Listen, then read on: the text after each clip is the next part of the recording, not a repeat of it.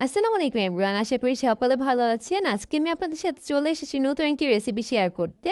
এটা খুবই common recipe, আমরা কম বেশি সবাই মুরগি পছন্দ করে থাকি। তো আজকে আমি ব্রয়লার মুরগির রেসিপি আপনাদের সাথে শেয়ার করব। তো চলুন শুরু করা যাক। প্রথমে আমি এখানে তেল গরম করে নিয়েছি। তেলটা গরম হয়ে গেলে আমি এখানে পেঁয়াজ দিয়ে দিয়েছি। পেঁয়াজগুলোর সাথে আমি আগে থেকে মরিচটাও কেটে রেখেছিলাম, তারপর আমি মরিচটাও দিয়ে দিচ্ছি। তারপর এখানে 1.5 চামচ রসুন অ্যাড করে দিচ্ছি, 1 চামচ আদা দিয়ে দিলাম, আরও দিয়ে দিয়েছি 1 চামচ গরম মশলা বাটা।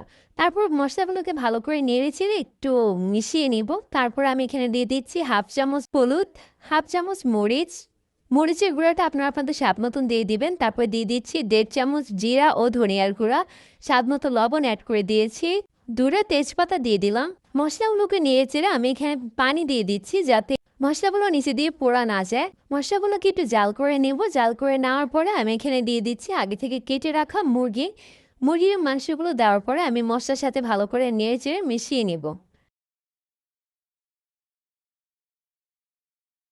মিশানো হয়ে গেলে আমি এখানে একটা ঢাকনা দিয়ে ঢেকে দিব। ভালো করে মুরগিটাকে কষিয়ে নিব গন্ধটা যাওয়া পর্যন্ত। তারপরে দিয়ে দিচ্ছি আগে থেকে কেটে রাখা আলু।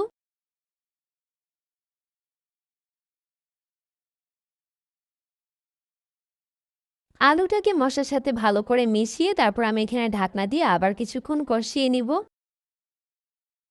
মাংসগুলো কষানো হয়ে গেলে তারপর আমি এখানে দিয়ে দিচ্ছি পরিমাণ মতো পানি। পানিটা আমি দিয়ে দিচ্ছি কারণ আমি মুরগিটার মধ্যে ঝোল রাখবো।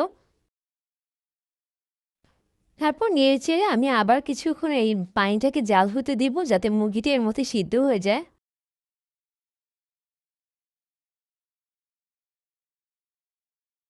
মাঝে মাঝে নেড়েচেড়ে দিব যাতে মাংসগুলো ভালো করে সিদ্ধ হয়।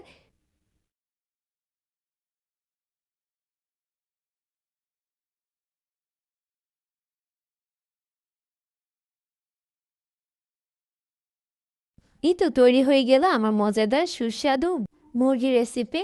আশা করি সকলের কাছে ভালো লাগবে। আমার চ্যানেলটাকে সাবস্ক্রাইব করে পাশেই থাকবেন। ধন্যবাদ।